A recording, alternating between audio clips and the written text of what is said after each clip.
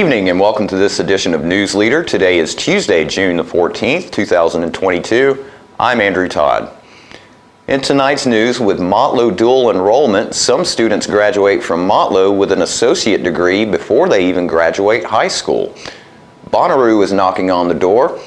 Mayor Noes delivers his annual State of the City remarks, and South Jackson Civic Center wraps up their spring concert series. We'll have all these stories and more on tonight's News Leader. I am tremendously blessed to be living at Parkview and very happy to be part of a loving and caring community. Best thing you can say is this really a great place to live. That's all there is to it, no doubt about that. It's your home. You just do what you would if you were at your private home. You know, we love it. It's great. It's just like having a whole neighborhood around you, and it's fun. It's just a great place to live. We teach Parkinson's patients how to move big and not let the Parkinson's slow them down. I've had patients I've treated in-house that could not even stand up, could not roll over in the bed, left the facility walking with a walker, have come back to us in outpatient and continued their big program and are now completely, handling life. The success of the program is just phenomenal. Let us champion your recovery. Life Care Center of Tellahoma. Welcome back. High school students across Middle Tennessee graduate with associate degrees from Motlow State Community College each year. This year, 29 Laverne High School graduates completed their degrees from Motlow prior to graduating from high school.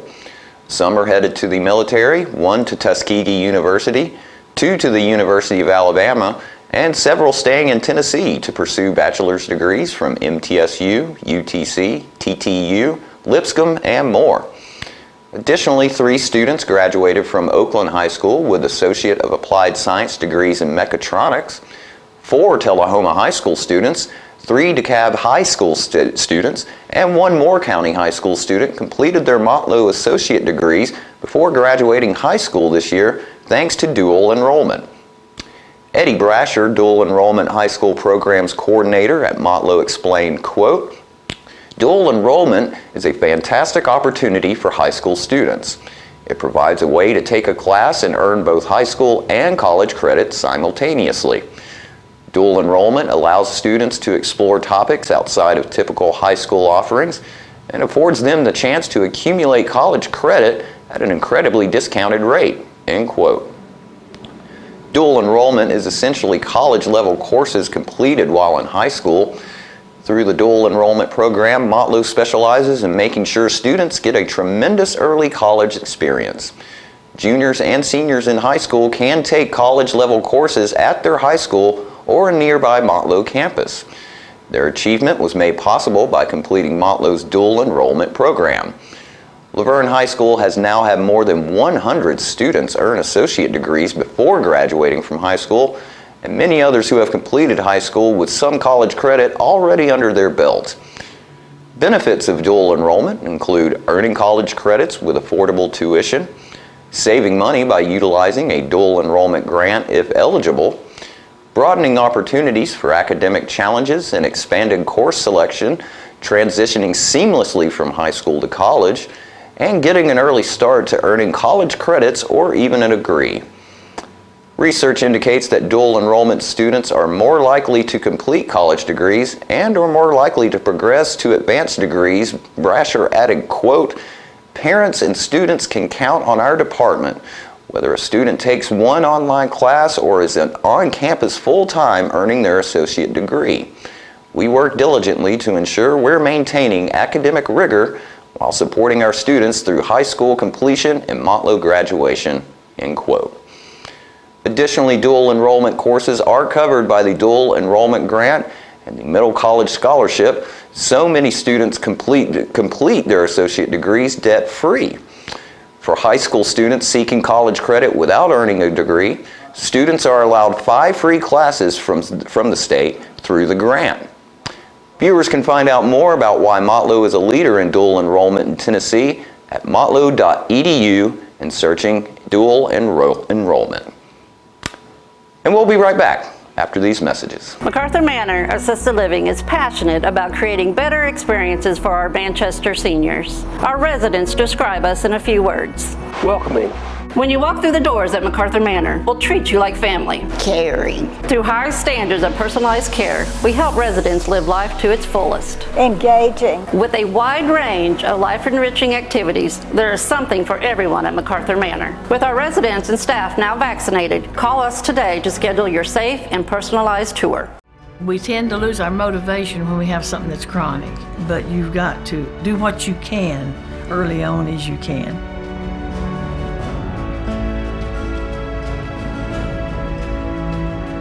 After I'd exercise like that, I would have a lot of energy to do housework or whatever I needed.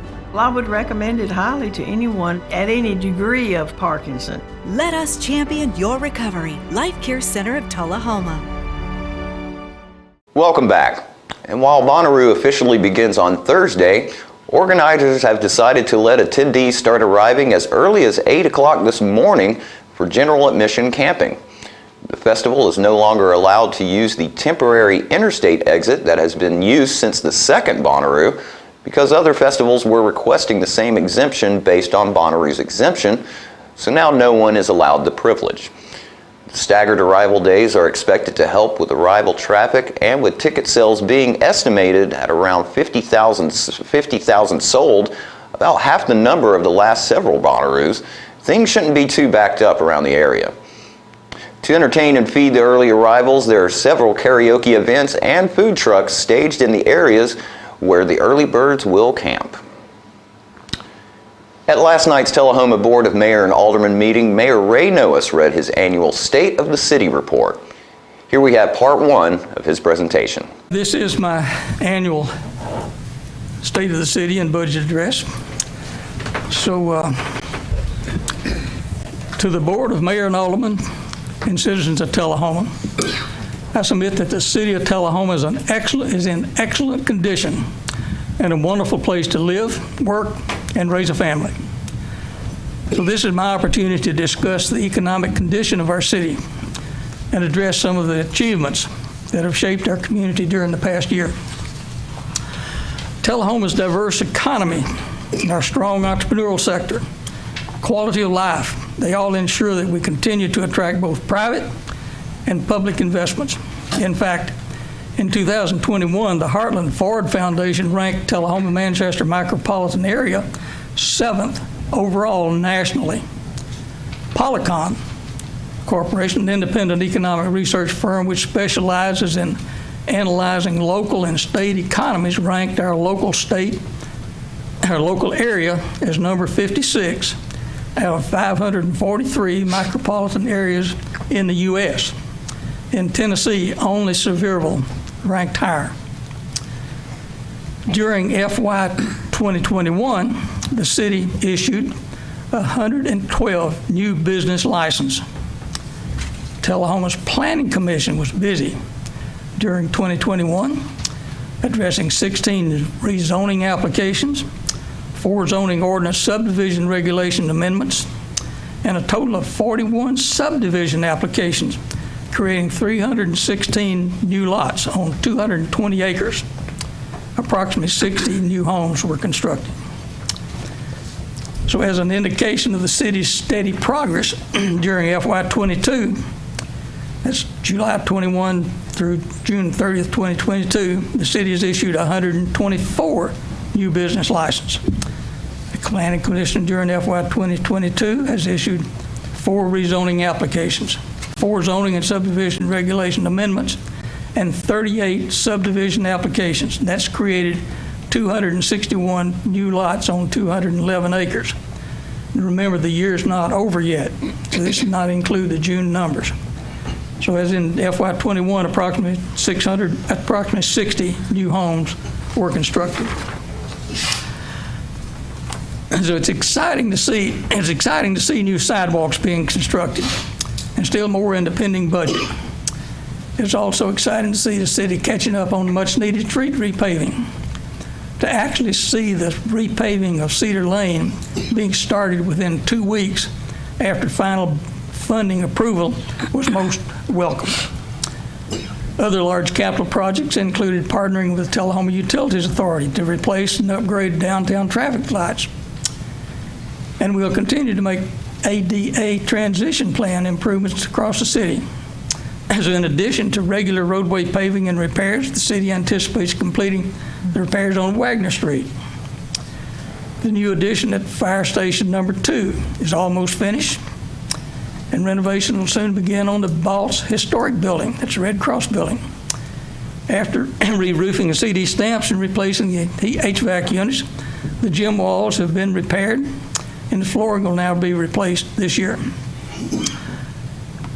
A new guardrail will be installed along Short Springs Road, and a new section of sidewalk should be completed soon along East Grundy Street. Construction of sidewalks near Ovoca Road and Kings Lane are next sidewalk projects to be completed. The new restaurants and music venues are making our downtown area an exciting place to frequent. Several new murals around town add a distinctive touch to our city and reflect the artistic talent in our community. The new farmers market at South Jackson is also a welcome addition to our city. The Tellahoma Regional Airport continues to have a significant impact on our community.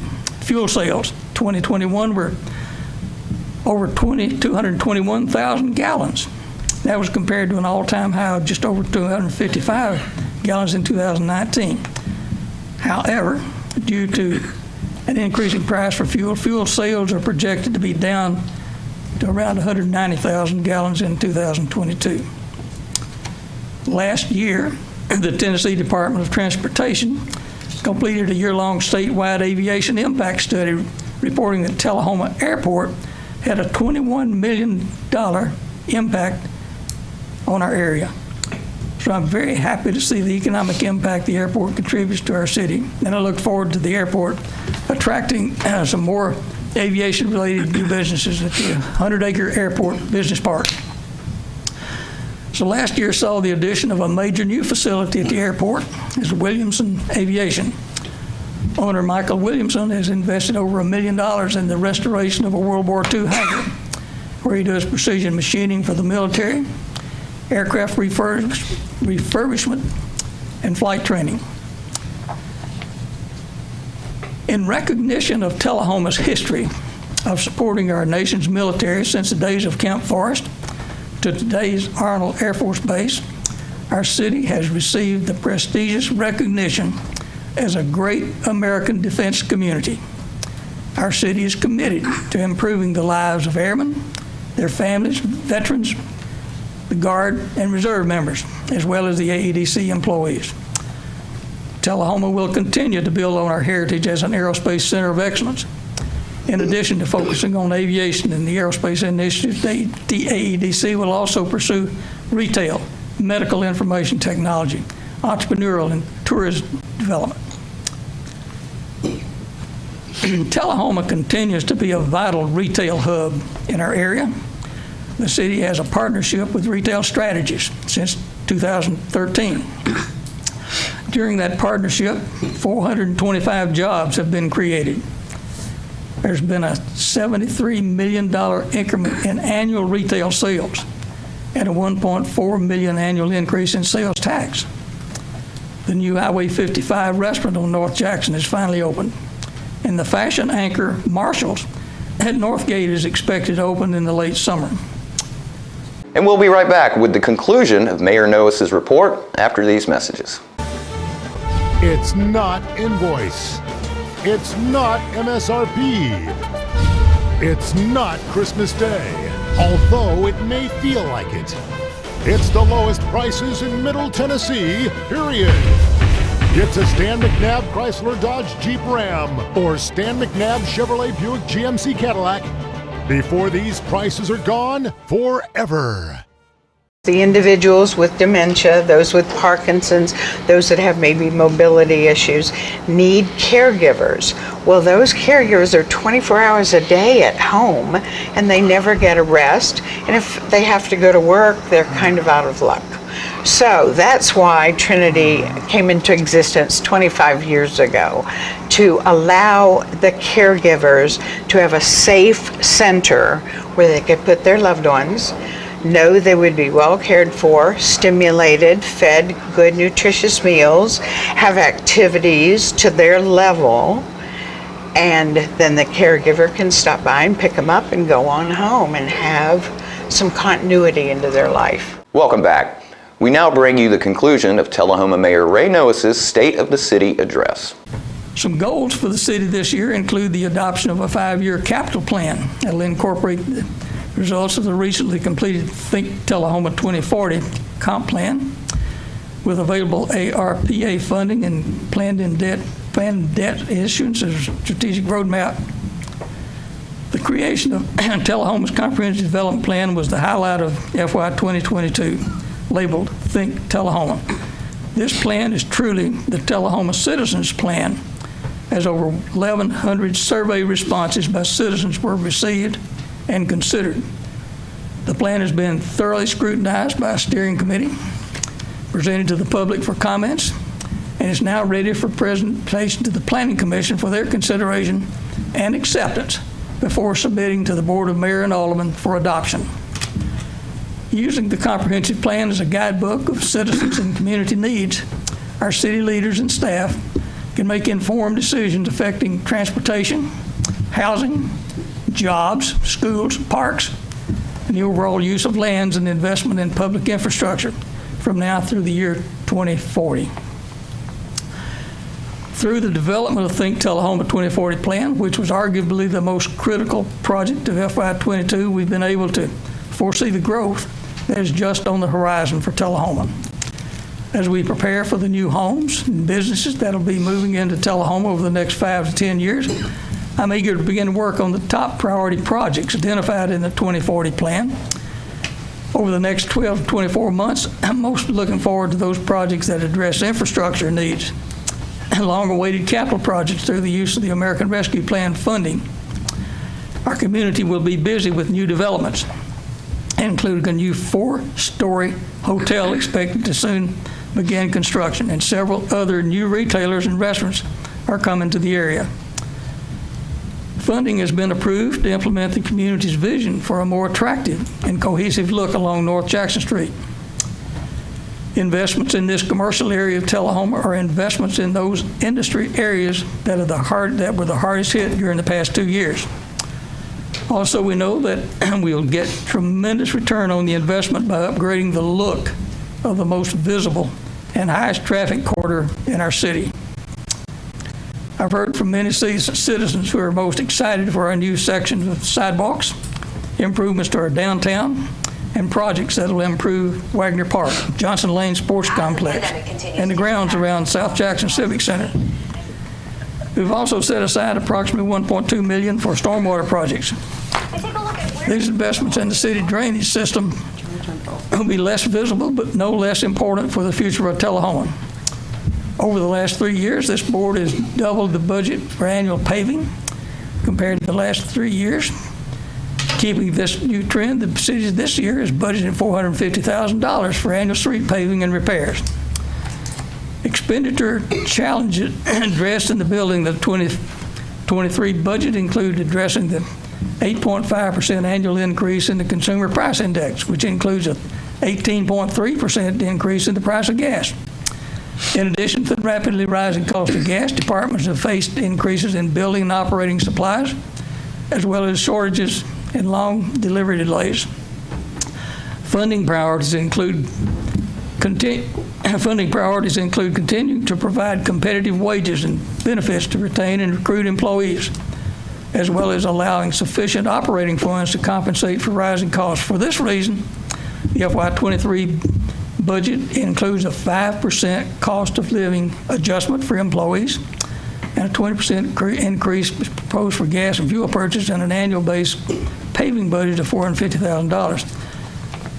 As an aside, we will be addressing that 5% cost of living adjustment later on in our budget hearing tonight. Of our 2 largest general fund revenue sources that provide 80% of our operating income, their property taxes and local sales tax. So in view of Tellahoma's strong economic trend, sales tax is forecasted to grow at 6%, which should generate an additional $400,000 in funding for Tellahoma City schools as well, since the sales tax is shared between city and schools. As a result of the Coffin and Franklin County reappraisal process, the state of Tennessee provides Tellahoma with a new certified tax rate. The new tax rate will be significantly lower, a 47 cents reduction to assure that the near high tax base that results from the state standard reappraisal process will generate a revenue neutral outcome for the city. Again, as presented, the budget includes the new certified lower tax rate and does not propose a new property tax rate increase. This budget represents the 9th year of no proposed property tax rate increase. The proposed budget forecasts a 2% actual growth in the tax base due to new housing and new housing starts and commercial renovations, independent and reappraisal process. So based on the city's projected revenue and expenditures, the overall percent change in the total expenditures is up only 2% from last year's budget. And that's despite the large cost of living increases and inflation in the economy.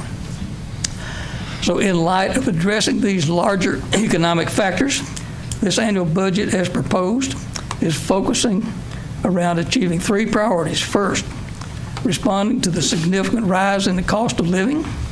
Second, addressing the rising cost to provide excellent services. And third, supporting job creation and new business development, land development, and a vibrant economy. Funds allocated by the federal government through the American Rescue Plan Act will also be utilized to further the growth and recovery objectives. So in conclusion, I'm pleased to be able to report that our city government enjoys an AA2 bond rating, one of the highest in the state. Once again, our city government earned a GFOA Certificate of Achievement of Excellence in Financial Management, as well as a Distinguished Budget Presentation Award demonstrating excellence in transparency and reporting. These are independent, objective measures of how your tax monies are managed and measures of financial soundness. I appreciate the City Administrator Jennifer Moody and Finance Director Sue Wilson for their professional guidance in coordinating and compiling this budget, and thank all the city department heads for their excellent stewardship of the resources allocated to them. Submitted by Noes, Mayor. Thank you. After these messages, we'll be right back. Macarthur Manor Assisted Living is passionate about creating better experiences for our Manchester seniors. Our residents describe us in a few words. Welcoming. When you walk through the doors at Macarthur Manor, we'll treat you like family. Caring. Through high standards of personalized care, we help residents live life to its fullest. Engaging. With a wide range of life-enriching activities, there is something for everyone at Macarthur Manor. With our residents and staff now vaccinated, call us today to schedule your safe and personalized tour. There's a lot of talk about the risks associated with the COVID-19 vaccine, but the reality is, it's safer than going for a run. Give it a shot. Find a free appointment today at covid19.tn.gov. Welcome back. News Leaders John Gray was out at South Jackson Civic Center this weekend as they wrapped up their outdoor spring concert series with the Stan Allen Band. The song was even co-written by our own John Gray. I co-wrote this song with Mr. John Gray, so we're going to give it a go. This is called I've Got a Heart on a Big Gold Chain for You. It goes like this. I got a heart on a big gold chain for you. It ain't diamonds or pearls, but it's all yours, girl. It's the best that I can do. If you hold on till the night is gone, you'll know that it's true. I got a heart on a big gold chain. Watched you since you were 2, and I was almost 4. My neighbors then, now just friends, but I want so much more. I've dreamed of you in your birthday suit, silks and furs and lace. Wrap this thing around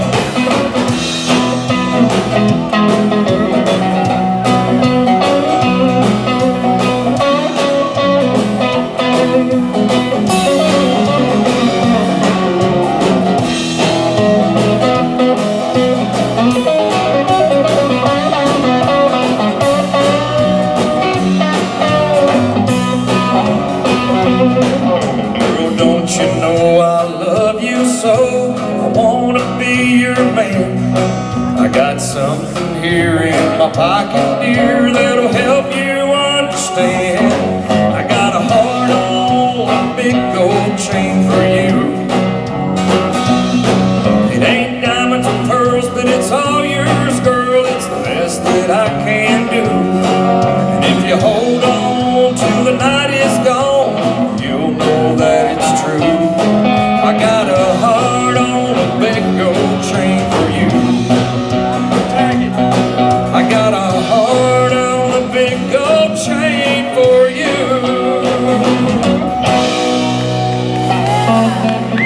How about it, John? Was that close?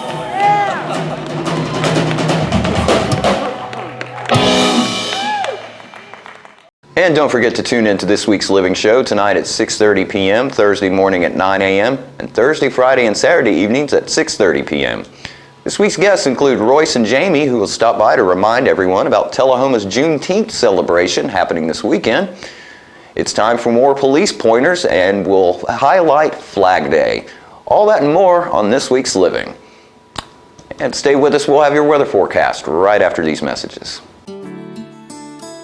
I feel like we're safe at Parkview. There's somebody on staff all the time. So if you need help, help is there. We are surrounded with people that are looking after us and taking care of us. The staff is wonderful and always available. We feel so safe and secure here. I feel safe at Parkview all the time. Welcome back. We'll take a look at your weather forecast at this time, starting with your weather history on this date. Our record high was in 1914 at 97 degrees. The record low for this day was in 1933 at 45 degrees. The average high for this day is 84, and the average low is 64. Mostly clear for tonight with a low of 72. Mostly sunny for Wednesday with a high of 96 and a low of 71. And a 30% chance of storms for Thursday with a high of 94 and a low of 71. And that's our News Leader report for this evening. We invite you to join us each Tuesday, Thursday, and Saturday evenings at 6, 8, and 10 p.m. for News Leader. Stay safe. Have a great evening.